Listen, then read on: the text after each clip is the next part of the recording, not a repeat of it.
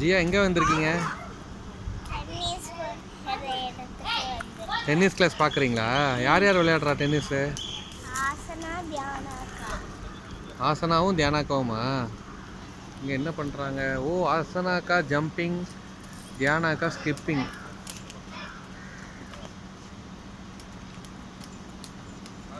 யார் நல்லா பண்ணுறா? தியானாக்காவா ஆசனாக்காவா? தியானாக்காவா?